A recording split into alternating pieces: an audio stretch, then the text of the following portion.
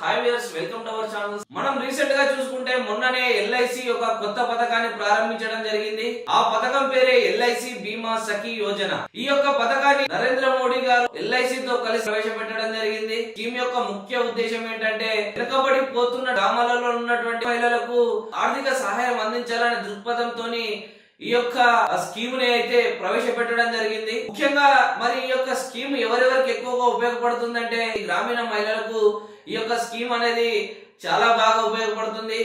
అదే విధంగా గ్రామాలలో చాలా మంది మహిళలు డైలీ వేజ్ కూలీలకు వెళ్తూ ఉంటారు. అలాంటి వాళ్ళు కూడా ఇంట్లోనే ఉండి ఖాళీ సమయం దొరికినప్పుడు ఈ యొక్క స్కీమ్ లో జాయిన్ అయ్యి డబ్బు సంపాదించుకోవచ్చు.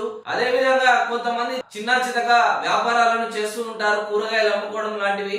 అలాంటి మహిళలకు కూడా ఈ స్కీమ్ ఎంతగానో ఉపయోగపడుతుందని చెప్పుకోవచ్చు. అయితే ఈ స్కీమ్ ని నరేంద్ర మోడీ గారు హర్యానాలోని పాట్నాలో ప్రారంభించడం జరిగింది. ఈ యొక్క